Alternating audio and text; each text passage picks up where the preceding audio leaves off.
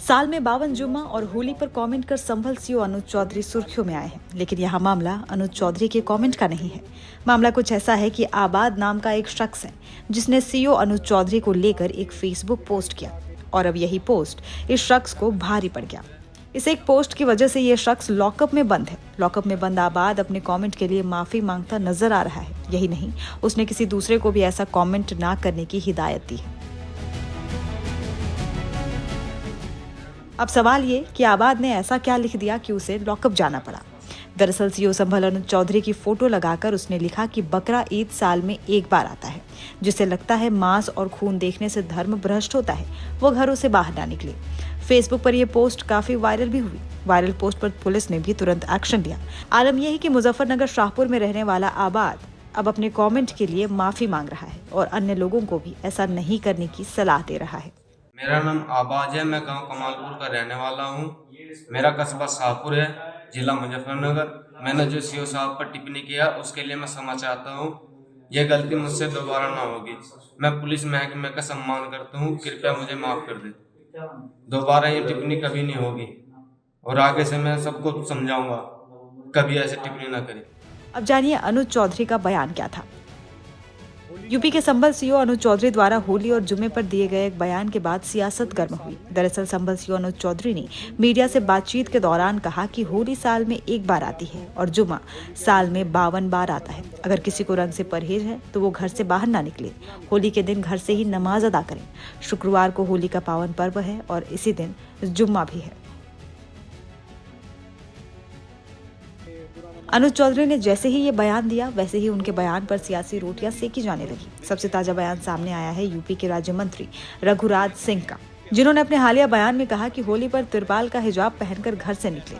तिरपाल का हिजाब पहनने वाली की वजह से उनकी टोपी और सफेद कपड़े रंग और गुलाल से बचे रहेंगे, क्योंकि होली साल में एक बार आती है। होली खेलने वाले रंग डालते समय ये नहीं देखते कि रंग कितनी दूर तक जा सकता है। देखिए, वो अपनी नमाज अदा करें, हमको कोई परेशानी नहीं, लेकिन ये कहें कि रंग 20 मीटर पड़ेगा, 25 मीटर पड़ेगा, 15 मीटर पड़ेगा, ऐसा हो नहीं सकता। क्यों नहीं हो सकता?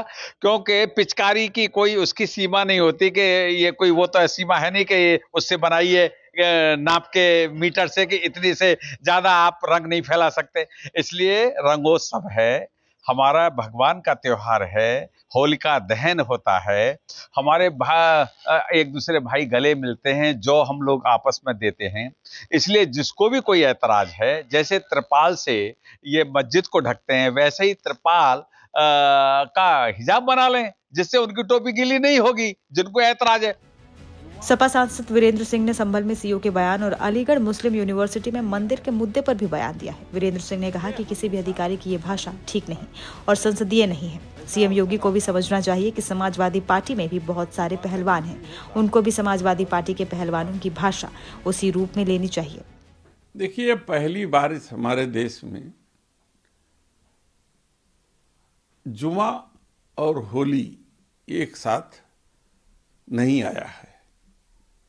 ये हमेशा कुछ सालों के बाद ऐसा अवसर आता है कि जुमा का दिन भी होता है और हिंदू त्योहार के रूप में होली भी मनाई जाती है। मेरा निवेदन है सरकारों से कि यदि सरकारें और राजनीतिक इसमें दखलंदाजी बंद कर दें तो हमारे देश के लोग इतने सौहार्दपूर्ण ढंग से इसको मना लेंगे, क्योंकि हमारा देश सेकुलर देश है, भाईचारे का देश है।